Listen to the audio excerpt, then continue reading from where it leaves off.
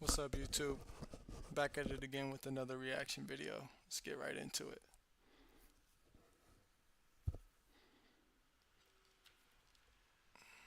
Well, actually, hold on. Let me make sure I'm live.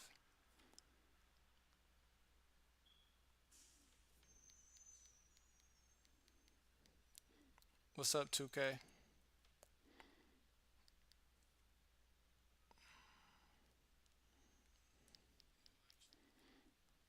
Everybody like the video. Everybody like the video. This video was brought to you by SimpliSafe. There's no safe like SimpliSafe.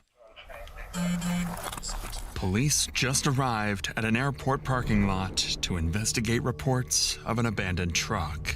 Initially, it seemed like just another routine call with nothing unusual. But that's when it hit them. Kind of smells. I think it smells like decomp. I can smell something. Inside the truck lay 4 brutalized and dismembered bodies hidden inside boxes. What officers didn't know at the time is that 11 more bodies lay buried and hidden in remote areas of the state. An active, twisted serial killer was on the loose, and detectives were already months behind. Remember the last time you saw maybe a couple of months ago? We don't care about anything else other than finding, matching, genocide, and justice. Whoever did that is our focus. I tied everything together yesterday when he did that. You know what I mean? Like, I know he lost them 3, man. I know he did. Taking these other 11, did you take them all to the same place? If you ever came back out to New Mexico, would you be willing to take us?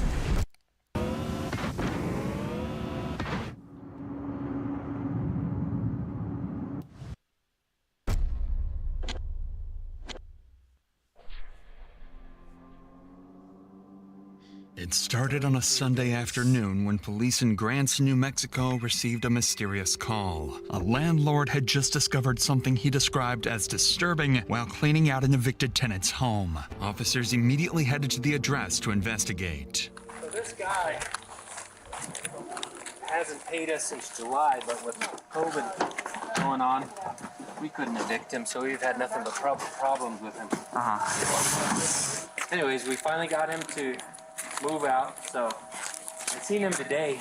We haven't come by, we haven't messed with him. I'm afraid I'm kick his ass, you know. When I came by, he says, I'm gonna leave you a pile to throw. Well, we didn't know which pile, so we started to load it up. While we were moving some things, and we found this puppy in this box underneath some of the kid stuff, you know. Okay. So we go to put the puppy in the bag because we were going to bury it, and then we see that they had tied a cord on its neck. Okay. Well, we've had, like I said, nothing but problems with these guys, so I at least want to put a report on file. I know we won't be able to say who did it and when, but that needs to be associated with him, you know, because we're going to take him to court for a lot of other things, and if I can just have that on file, it'll help. Okay.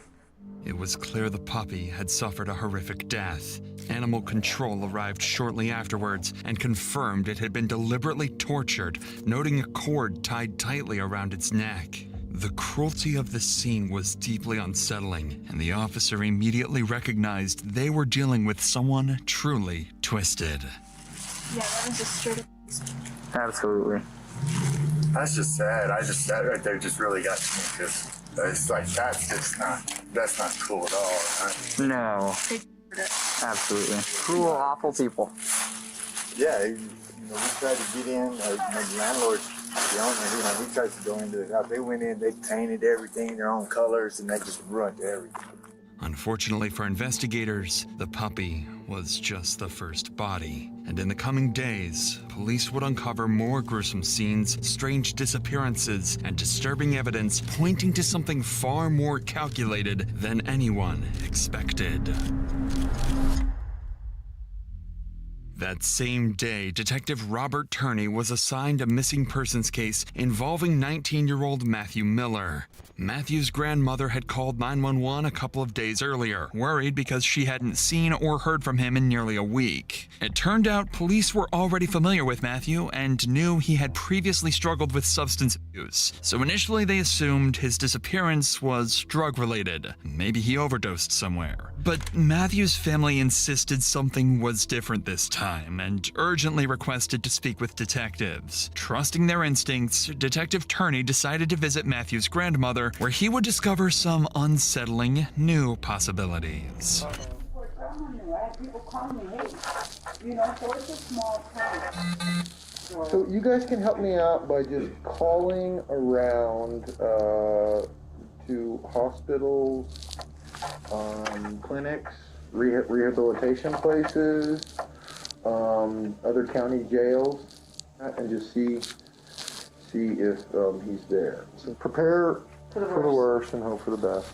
Okay, but I will tell you, I had more than enough to arrest Matthew several times, and he's not one of those people that I wanted to arrest. Matthew is not going to pull a gun on anybody, right, to get his drugs? Yeah, no. He's not that kind of person. Yes, that's my main fear. And he probably has a little bit of a complex because he knows he's that kind of person. And so he's going to be real hesitant to reach out and tell you guys the actual truth about this person took advantage of me. Yeah, no, he You know what I'm saying? So just forgive him. All you can do is tell him you love him and you forgive him and go from there. After rehashing some information with Matthew's family, Detective Turney would go on to learn some critical details. Matthew's girlfriend told the family she saw him getting into a vehicle with several other people, including a blonde woman named Jennifer Lannon, someone Matthew had recently been spending time with. He also learned that Matthew often spent time with a close friend named Justin Mata and his girlfriend, Leonie Calzada. All three were known to use drugs together. Acting quickly on these promising new leads, police began searching locations Matthew was known to frequent, and soon enough, they located Matthew's Chevy Colorado truck parked and seemingly abandoned within a few blocks away from Leonie and Justin's residence. The truck was dirty, locked, and appeared to have been parked there for several days. Inside, detectives found clothing and personal belongings, as well as several unsettling items including a pair of rubber gloves and a shovel lying in the truck's bed. They also found multiple cell phones that were damaged in the front and back seats. It seemed clear Matthew hadn't intended to leave the truck there, and detectives sensed something wasn't right. Immediately, investigators canvassed the area and found surveillance cameras nearby, one of which captured Matthew's truck arriving at Leonie and Justin's address on January 26th, just 3 days before Matthew was reported missing. With these new alarming discoveries, Detective Turney knew the next logical step was to urgently speak with Matthew's friends, Justin Mata and Leonie Calzada, hoping they could shed some light on the situation. However, when they arrived at the couple's residence, they would quickly realize Matthew wasn't the only one missing.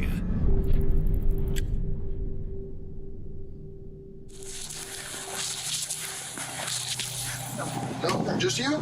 You sure? Okay, you okay if I come in? Hi, guy. Hey, My name's Robert. he's gone. He's gone. You gone? Yeah. Hey, buddy. Okay. This is Leonie Calzada, the girlfriend of Matthew's close friend, Justin Mata, and someone detectives suspected might know exactly what happened to Matthew. This is very, very important. We're looking for Matthew Miller. He's been missing for over 2 weeks. When was the last time he was here? Maybe a year ago, maybe? A year ago? When I first got this place, yeah. When I first got it, last January. He hasn't been here since then. Like I know it very well. What if I got video of his vehicle? Maybe Justin hasn't here, man. When I had him myself. Okay. When was the last time you saw him here? When he was in the place.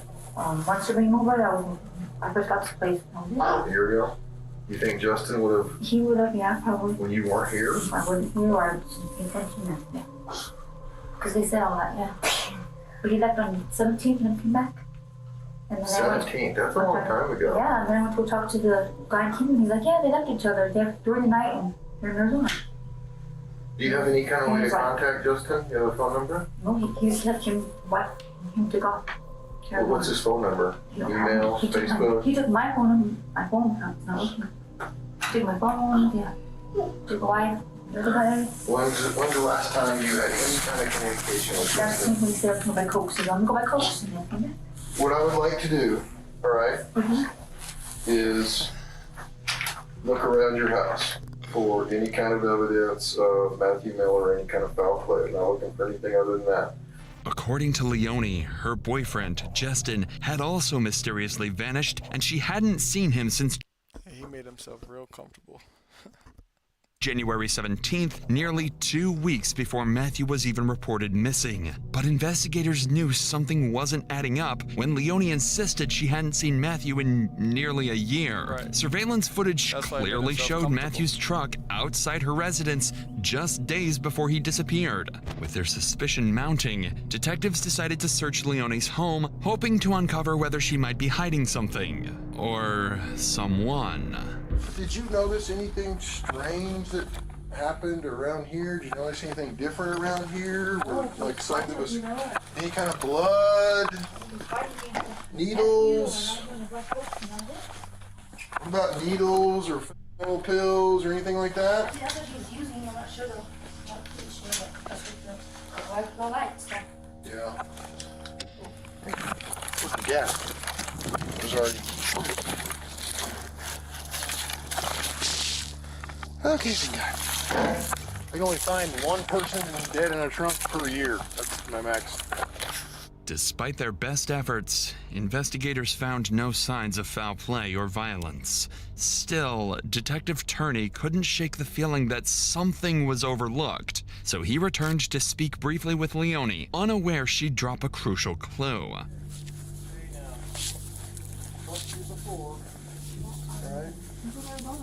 The 17th, Justin Mata with Arizona. Yeah, with Jen Cannon As of the 17th of January.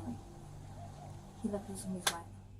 Leonie revealed that Justin had recently taken off with another woman named Jennifer, supposedly heading to Arizona to re-up on drugs and make some money. With this new detail, Detective Turney now found himself investigating the disappearances of 3 different people: Matthew Miller, Justin Mata, and now, potentially, Jennifer. Not yet aware just how closely connected these cases really were. So to move forward, Turney quickly looked into Jennifer and discovered she had recently been reported missing by her ex-husband, Sean Lannon. That name sounded familiar to Detective Turney, because just days earlier, officers had responded to a disturbing call at 817 Kingman Avenue, the same property where the remains of a tortured puppy had been uncovered. And the tenants evicted from that very house, Sean and Jennifer Lannon.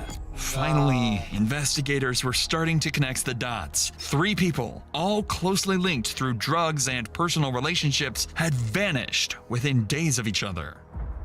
Detective Turney realized it was time to canvass the neighborhood surrounding Sean and Jennifer's former home, hoping a neighbor might have seen something suspicious or could offer the lead they desperately needed. That's when they found a neighbor whose security camera was pointed directly at Sean and Jennifer's old residence, and what the investigators saw on the footage would finally bring some much-needed clarity to their case. Without this neighbor's camera, detectives might have hit another frustrating dead end, and it shows just how important reliable security can be, because when something happens, every second matters. That's why I partnered with Simply Safe Home Security.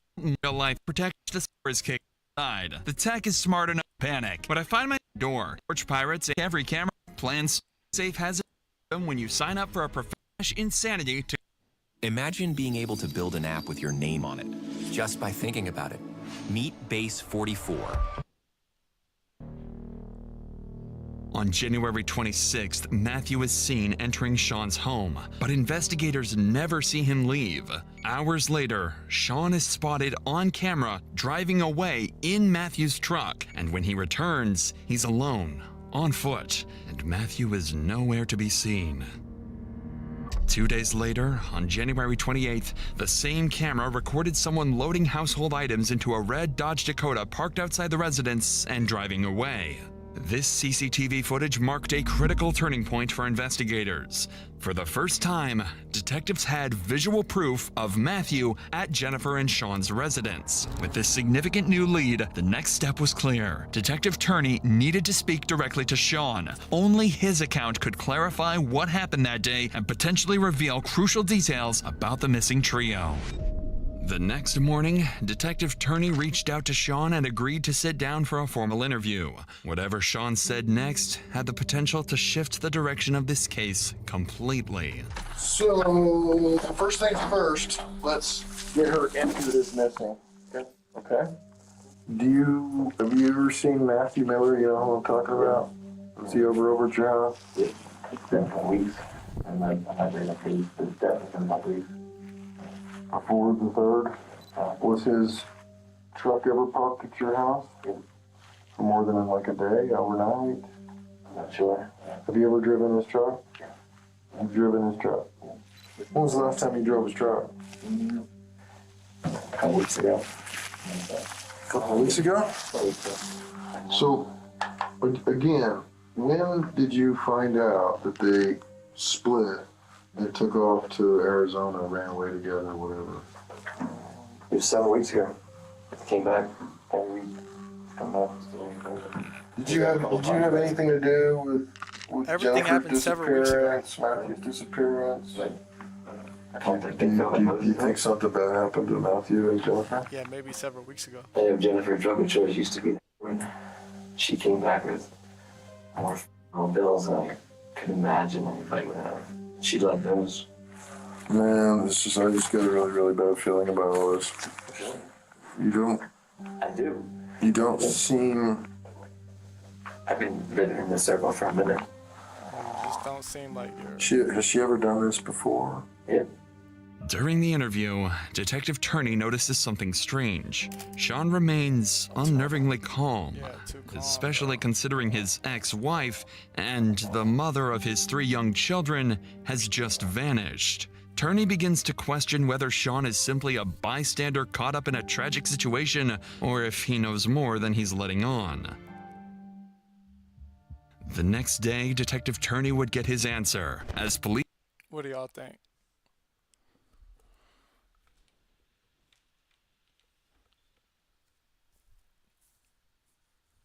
Because the thing about with like domestic violence cases, especially when it's murder involved, like let's say a wife ends up dead. Hey, you could be married to the wife.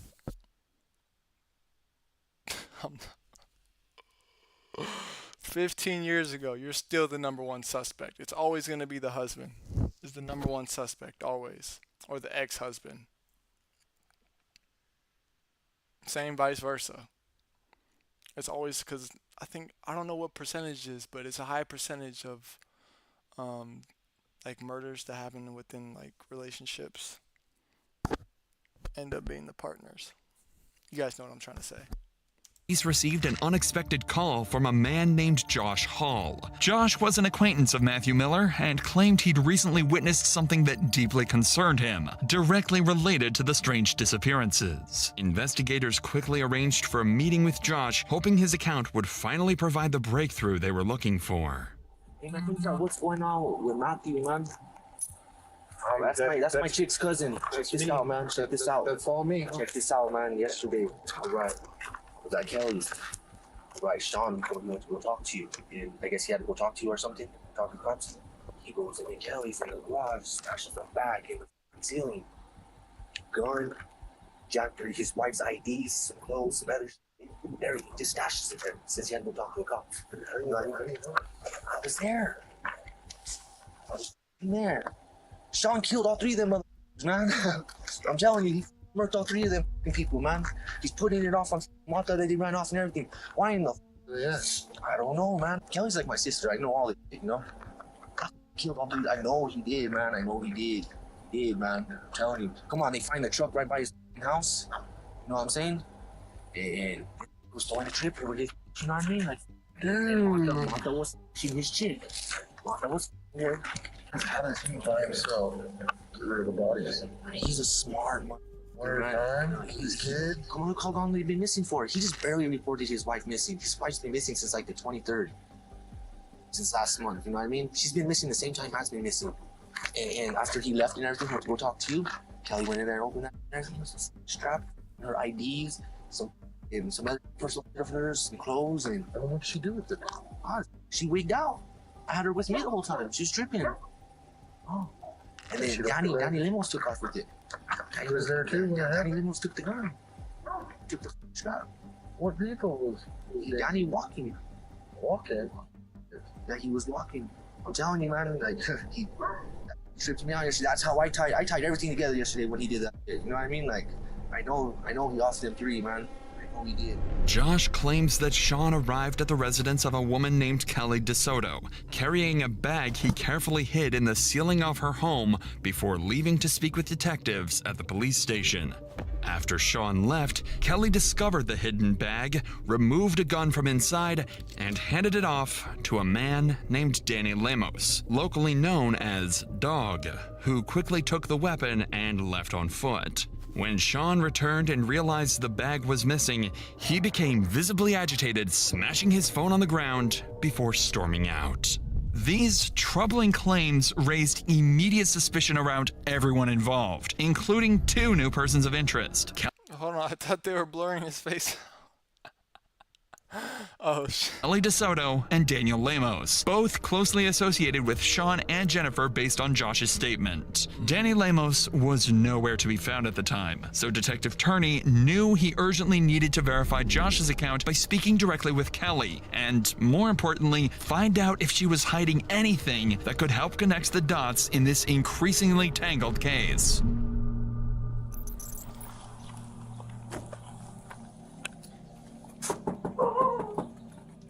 When investigators first arrived at Kelly's house, she agreed to meet them at the station for an interview, but refused their offer of a ride, saying her boss would bring her in about 30 minutes. However, when the time came, she never showed up. Kelly never showed up at the police station. It was a major red flag, and it made investigators even more suspicious of her. 2 hours later, Detective Turney returned to her house, suspecting that Kelly might be stalling for time or trying to cover something up. Why would she still be there? No. And Kelly, if you're still there, you gotta be the Robert, Ben, dumbest. the Oh detectives. my gosh. Hi. Ready? She hasn't gotten here yet. So I talked to my lawyer, and he told me that I didn't have to go with you guys. You don't have to. What is it about? Can you tell me? It's about the disappearance of Who? Matthew Miller and Jennifer Lehman. Sean Lehman. Sean is not missing. I know he's not. This time, Kelly's behavior was noticeably different. She appeared distraught, reluctant to cooperate, and quick to mention her lawyer. Detective Turney felt certain that she was withholding crucial information and decided to press harder. Was Sean here yesterday? He came out yesterday. How many times? What did he do? He came inside. He told me that he had to go down and report Jennifer missing. Did Sean hide anything in the house that was later taken? No. Did he destroy his phone? Yeah, right here. I forgot. He destroyed his phone. Did he bring a bag inside that had a gun? No. Or any of Jennifer's identification cards and hide them? And did you look in it? No, I didn't see. Did Danny almost take the gun later? No. Do you think he did something to Jennifer and Matthew? I honestly don't. He doesn't seem like that type of person. I think you're lying to me about the bag and the gun and Jennifer's ID. I'm not. I don't know anything about. Like he asked me. He said, "Where's You didn't where's bring my?" anything in. Yeah, no, I didn't see him bring anything in. Well, you're forgetting what I already spoke with. I know. Sean has some stuff in your shed. Yeah, he was moving. I don't know. Any question? Nothing yesterday? No. I don't think so. Have you went through it? No. After some more pressure, Kelly admitted she had several suspicious bags in her shed, supposedly belonging to Sean. Curious about the contents of the bags, detectives quickly followed Kelly to take a closer look. I'm pretty sure hot cheese. Yeah. I cleaned that box there. It's not his. I don't think. I'm sure it's not. And that paint can is not his. This one? What about this one? That's his. That's his. Huh? Did you let him off your house? On Jackson? Really? She let us search that thing from head to toe. And outside too.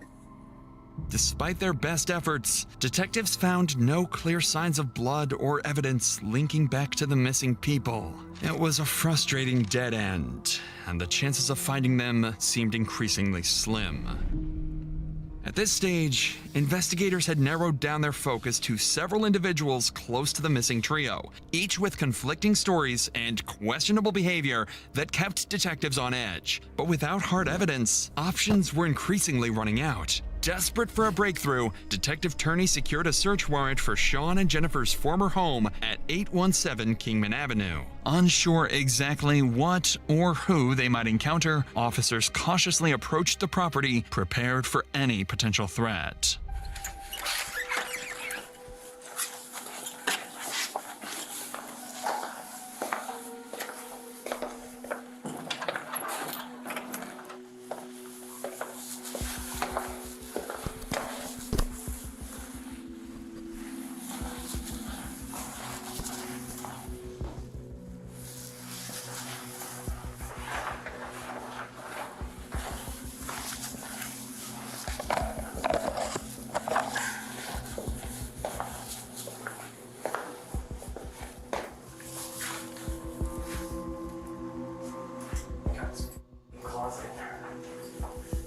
Yet again, investigators were too late. The house had already undergone extensive renovations, carpets removed, drywall stripped, any potential evidence completely erased. Unbeknownst to investigators at the time, the critical evidence they desperately needed was sitting in an abandoned truck, miles away, just waiting to be discovered.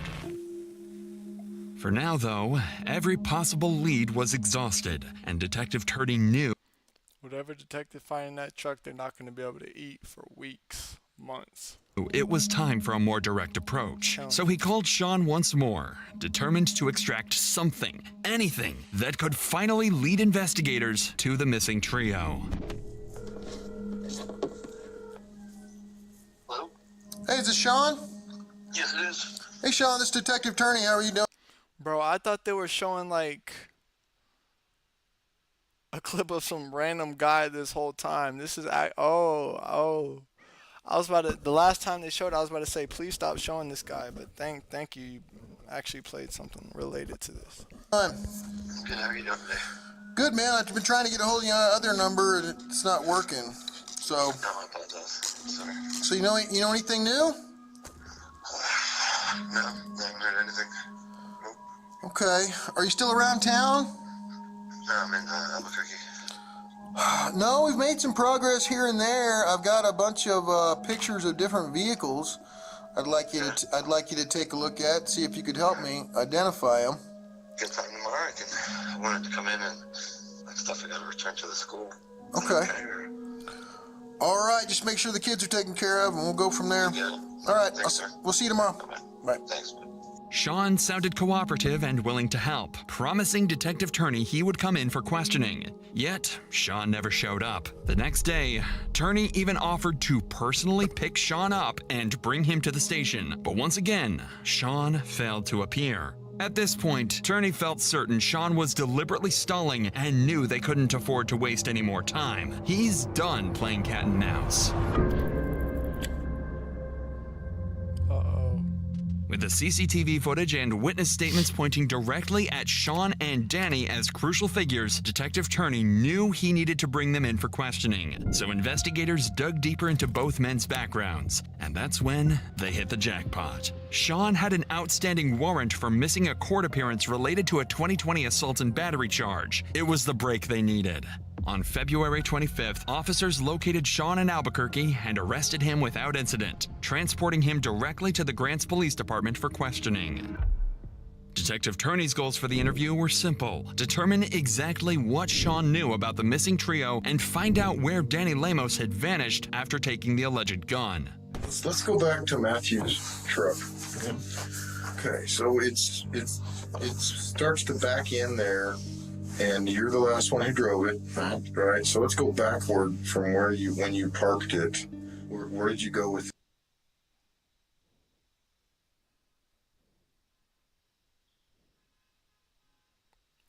Bro, this guy just looks like a killer. I'm not gonna lie. This guy just looks off. That day? Do you remember specifically? The only places I ever traveled was one time to McDonald's.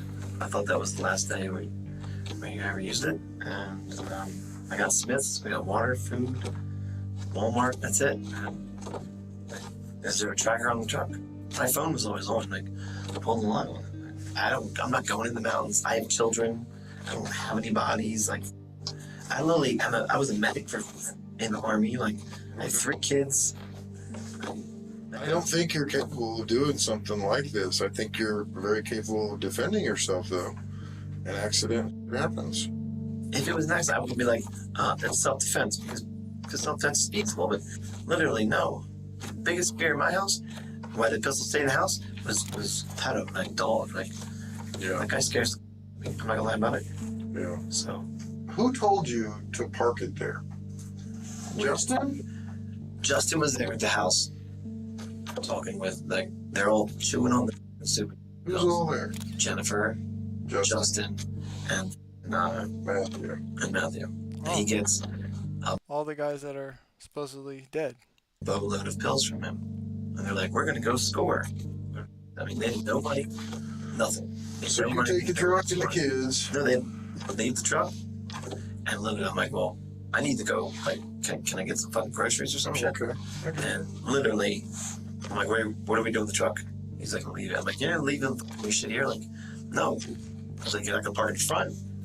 No, I need to go to the dumpsters. I need to go to McDonald's for water. And, And so they told you in the house, when you're done with it, to park it at the Lubbock apartments. Matthew wanted to park it down the street. He says, no, my buddy's over there near the apartments. Just leave it there. As the interview continued, Sean seemed to have an answer for everything, including the CCTV footage, claiming he only moved the truck at Matthew and Justin's request. He also appeared to casually downplay the entire incident, insisting the trio's disappearances were simply part of a drug-related business venture, nothing criminal. But Detective Turney wasn't buying it. He knew Sean's explanation didn't match witness statements, and his earlier actions were too suspicious to ignore. But without solid proof, Turney couldn't directly refute Sean's story. So, to move forward, Detective Turney changed tactics. He decided to deliberately introduce Danny Lemos into the conversation, offering Sean an easy scapegoat. If Sean took the bait, Turney might finally uncover what Sean was hiding, or at least gain insight into what really happened to the missing trio. Did Danny kill him? I have no idea. I literally spent most of my time with the kids. If I had to guess who would kill him, it would be the guy saying, if I'm going to dispose of bodies, I'm going to put him in my pig. And he showed me the pig one day because I was helping him at his house. Charge into a free-to-play World of Warcraft mod that revitalizes your adventure in a Classic Plus app.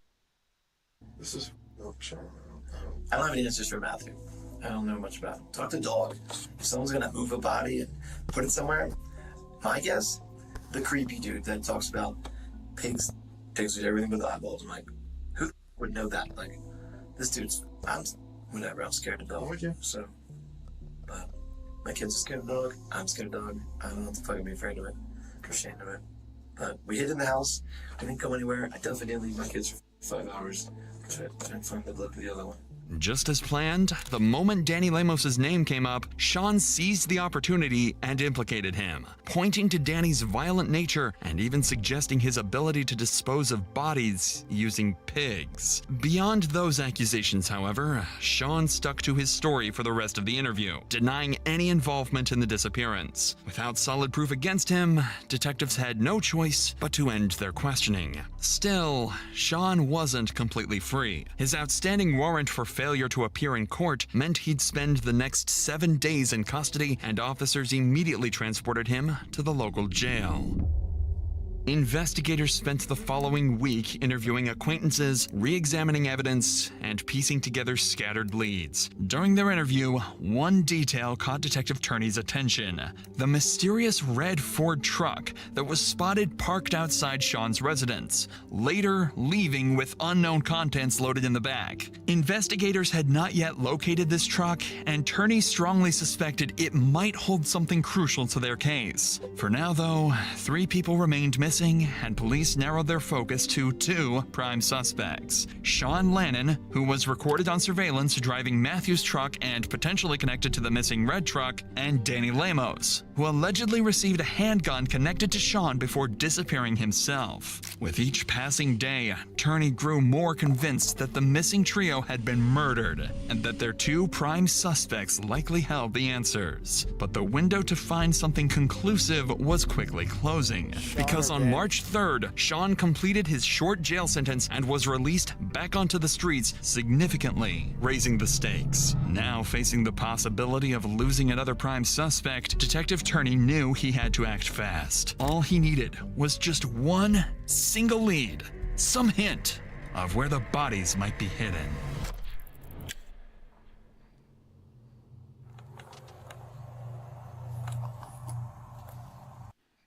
Hey, whatever this officer's about to stumble upon is about to change his life forever.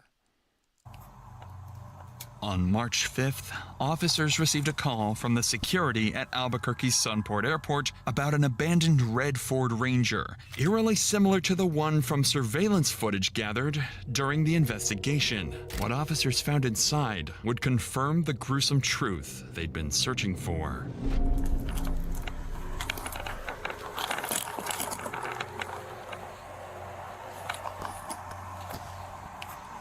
Kind of smells. Kind of smells, but I mean, not to like decompose or anything. You know what I mean?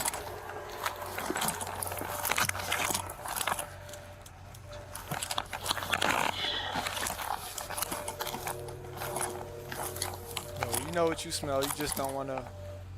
You know what you smell. We're trying to get you guys out here, huh? Yeah. We called it in by 1:30, but they said they didn't want to. They didn't want to send anybody out here. There's a pretty foul smell coming from the vehicle. Yeah. Every so often. I don't know if you noticed. Yeah, I can't really tell what it was. You already sound like, I couldn't really think it smelled like decomp body or something like that, but I don't know. Yeah, I can smell something, but I can't. At first you said it wasn't. No, at first you said it wasn't. Don't lie. We can go back. We called it. Or anything, you know what I mean? But I mean, not to like decompose or anything, you know what I mean? Not to like decompose or anything, you know what I mean? We called it in by. There's a pretty foul smell coming from the vehicle. Yeah. Every so often. I don't know if you noticed. Yeah, I can't really tell what it was. You already sound like, I couldn't really think it smelled like decomp body or something like that, but I don't know. Yeah, I can smell something, but I can't really tell what it was. It also smells like dirty. Like yellow almost, but yeah, I don't know. We'll check the video and all that good stuff, so. In the back of the truck were several sealed storage bins, emitting an unmistakable smell of decay. And inside were the dismembered bodies of Jennifer Lannon, Matthew Miller, and Justin Mata. Jennifer had been shot at close range in the head. Justin had also suffered a gunshot wound to the head, along with severe blunt force injuries. And Matthew's body showed clear signs of massive head trauma, evidence he'd also been beaten to death. But the horrors didn't end there. Hidden beneath a tarp in the passenger seat was yet another body. Randall Apostolon, the truck's owner. His body showed signs of severe blunt force trauma, and a bloodied hammer found nearby was clearly the weapon used to kill him. Investigators found more disturbing evidence inside the truck. Multiple serrated knives stained with dried blood, a handsaw, and several pairs of industrial gloves, all clearly pointing to a calculated, cold-blooded murder. It was still unclear to investigators why Randall had been murdered or how his death was connected to the other 3, but they wouldn't have to wait long to find out. Detectives urgently turned to the Albuquerque airport's surveillance cameras, knowing the truck hadn't driven itself there. And it didn't take long before they spotted exactly who they were looking for. Sean. On March 3, 2021, just 2 days before the gruesome discovery, the airport's cameras captured Sean Lannon driving the truck into the airport parking lot, exiting the vehicle, and leaving behind the bodies of his 4 victims. Finally, detectives found their killer. It was time to track Sean down and bring him in. On the same day the bodies were discovered, Bro just gives off a weird vibe, you know what I'm saying?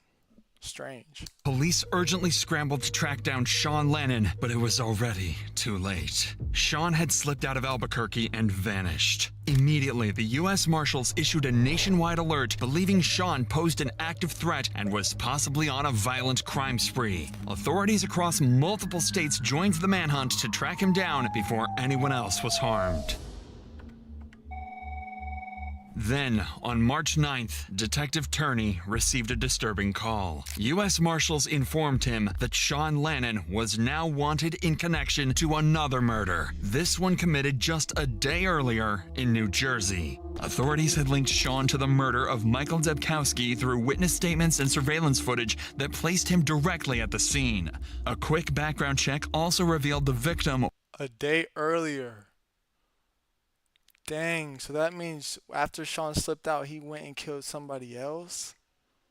wasn't a random target. Debkowski was someone Sean had personally known for many years. It was an alarming detail that made it clear Sean's violent spree was far from over. Now, with 5 bodies discovered and a serial killer on the loose, police knew anyone in Sean Lannon's circle could be next, and they had to act fast. Federal authorities urgently tracked Sean's movements, closely monitoring surveillance footage and cell phone data, and finally, on the morning of March 10th, U.S. Marshals pinpointed Sean's location in St. Louis, Missouri, and they quickly moved in and captured him without incident. Sean Lannon was immediately extradited back to New Jersey, finally putting an end to his killing spree.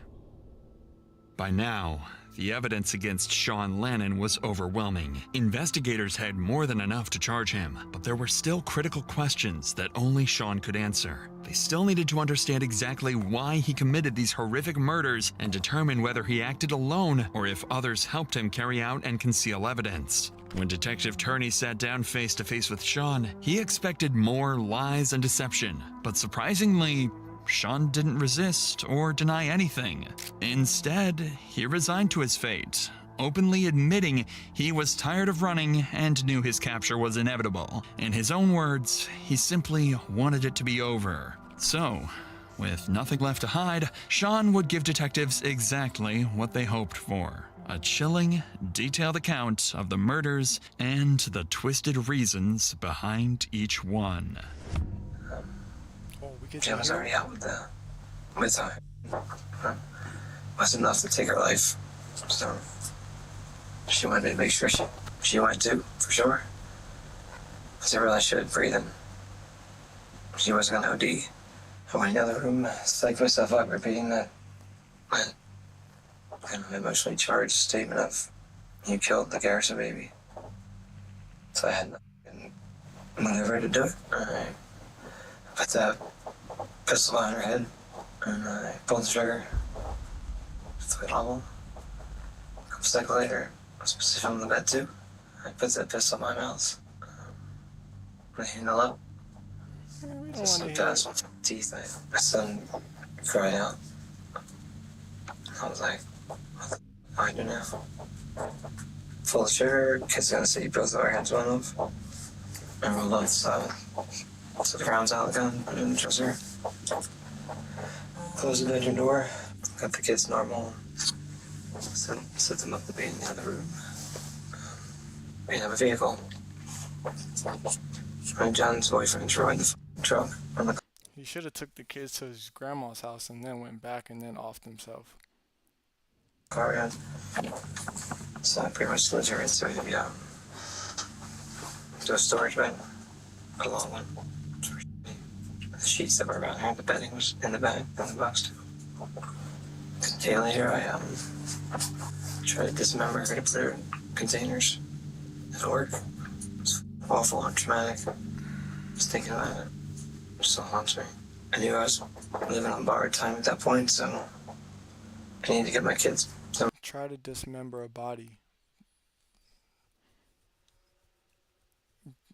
I don't know if bone is strong. You can't just use like a kitchen knife to like just cut through bone. You know what I'm saying? You 3 bodies? Damn. we're safe. The cool. So I continued with packing everything up. All the while still baiting just a mother. He's responsible for the drugging and doing that to my kids. It took like a week. I came to the house. So I in the laundry room, connected to the garage. That's where I killed him. Just before I killed him, he offered up a trade. His phone had pictures of Shawn Michael standing there naked in my living room. I don't know what his name was, the boy, or Matthew. Miller, whatever that his name is. With his on my son's shoulders. I was like, who sent you this picture? He's like, this is how I became the most productive version of myself. Before, I used to scramble through meetings.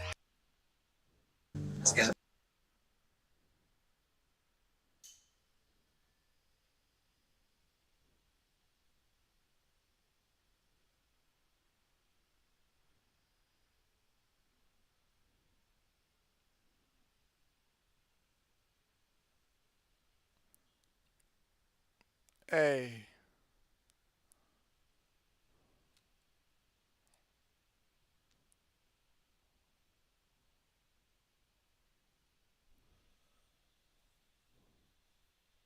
I know it's real. He's like, I took the picture. I was like, oh, you took that picture. And you just advanced the guy in the picture. So, I said, there it is. You know, he was right over the vent where Jim was hiding.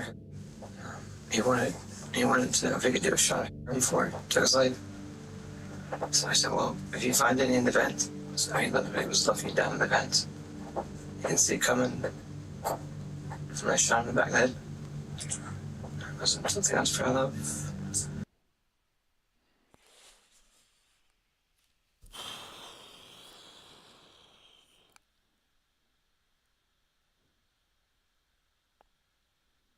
Damn, I gotta side with the killer now. I have to.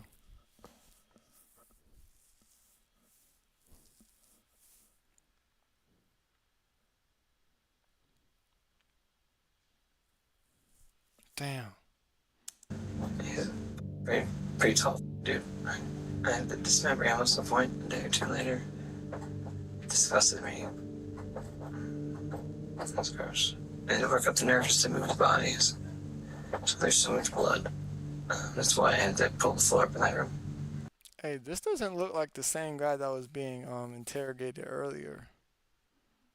You know what I'm saying?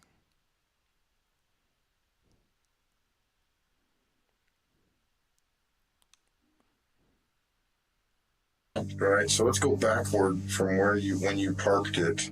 Where did you go with it that day? Do you remember specifically? The only places I ever traveled was one time to McDonald's. I thought that was. It is the same guy, but.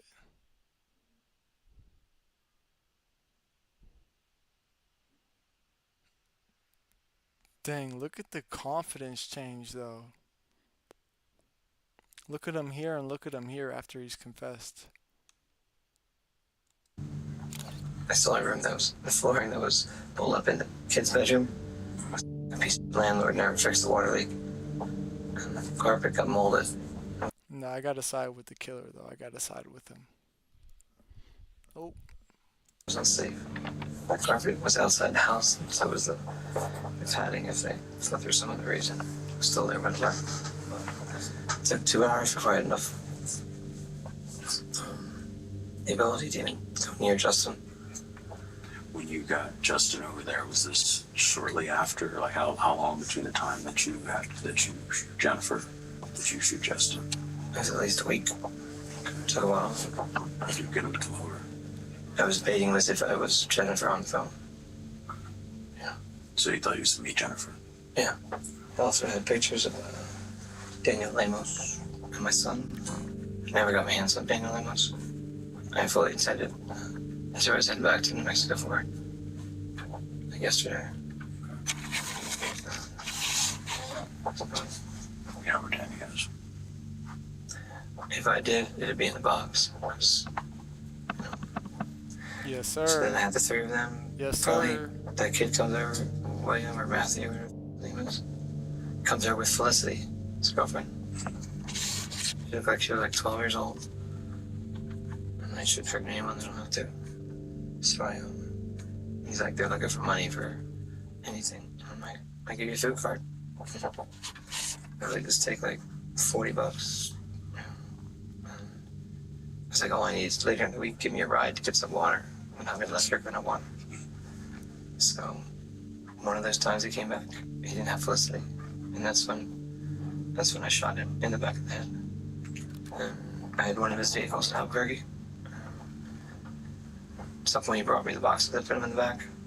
I couldn't come up with enough money to get the vehicle, so he was going to take the truck back, so I found somewhere else for the boxes of vids, storage containers. I was going to hold them for $150.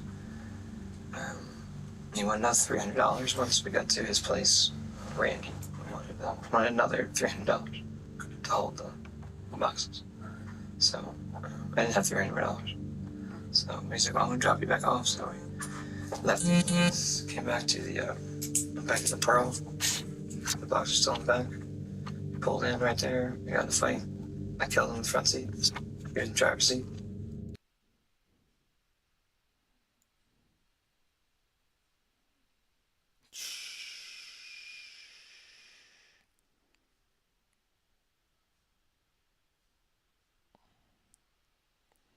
Nah, this is deep because you can like look at it from different perspectives. Because I can see where he's coming from. Like imagine like somebody showing you a picture of that shit with your son, and you just killed 3 people. I mean, most most people can't handle that. You know, they can't stomach it. So he just had enough. Throughout his confession, Sean remained eerily composed, showing almost no emotions. Even more chilling is the fact that just hours after dismembering the bodies and brutally killing Randall, Sean was picked up by police on an unrelated warrant and sat across from Detective Turney, coldly denying any involvement, while a truck full of bodies was parked just a few blocks away. So Tuesday I took I grabbed the truck, and I didn't know what to do with it. I don't know anybody. What do you do with the body? So I knew at some point it was going to get caught. I just wanted my kids back home. I took them to the airport the day before, and I positioned them. Just everything was the same. Secured the vehicle. That's not obvious. And then I took I believe it was an Uber. Took it home, right to the Pearl. The next day we flew out. I'm waiting on time. Again, at some point they'd find the bodies at the airport in the box. And last thing on my list was the man that was me as a child, my big brother. Big brother's big sister, or whatever. Was the man that was me as a child, my big brother. Big brother's big sister, or whatever.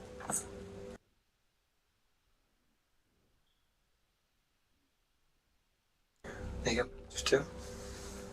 Wanted the pictures back. He didn't want to give me the pictures, so I started beating him.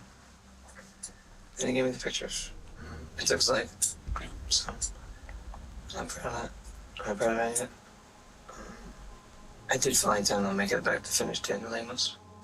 The last victim in Sean's killing spree was his former mentor, Michael Debkowski, a man Sean accused of abusing him during childhood and believed still had photographs of that abuse. When Debkowski refused to hand over those photographs, Sean killed him without hesitation. But just as detectives thought they heard everything from Sean, he would make one final, shocking statement. There were even more bodies waiting to be found. And so the other 11, you said started about 2.5 years ago, 3 years ago? And you disarmed them from guns, and you said knives?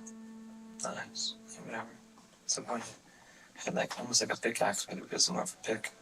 It swung like a pickaxe. But Was like if you had to think back, like how many out of the 11 were shot and how many were stabbed? Like if you can elaborate on any of that. 2 were shot. 2. And then how many were stabbed? Pretty much the rest of them went that way. The rest of them. So 9. 9? According to Sean, he'd killed at least 11 additional people, mostly drug dealers tied to Jennifer, and hidden their bodies in remote areas of Malpais National Park. Detectives approached these claims cautiously, knowing Sean was a skilled manipulator who mixed truths with calculated lies. Perhaps this was his last attempt to influence the outcome of his trial later on. But despite extensive searches, no additional bodies were ever discovered, and Sean's claims remained unverified. Detectives also investigated one of the key persons of interest directly implicated by Sean himself, Danny Lemos. He was located in Albuquerque and arrested by U.S. Marshals on March 25, 2021. Danny agreed to speak with Detective Turney, firmly denying any involvement and expressing shock that Sean was even capable of these horrific crimes. He admitted taking the handgun Sean had hidden at Kelly's house, but claimed he had no idea it was tied to a murder and had quickly sold it afterwards. After exhaustive interviews and reviewing all available evidence, detectives eventually cleared Danny, along with all other potential suspects, ultimately concluding Sean acted entirely alone. In October 2022, Sean pleaded guilty to the first-degree murder of Michael Debkowski in New Jersey. He was sentenced to 35 years in prison, and in May 2024, he pleaded guilty to killing Jennifer Lannon, Justin Mata, Matthew Miller, and Randall Apostolone, receiving 4 consecutive 15-year sentences. As part of his plea agreement, Sean will serve his sentence in New Jersey first, then return to New Mexico to serve an additional 60 years behind bars. Damn.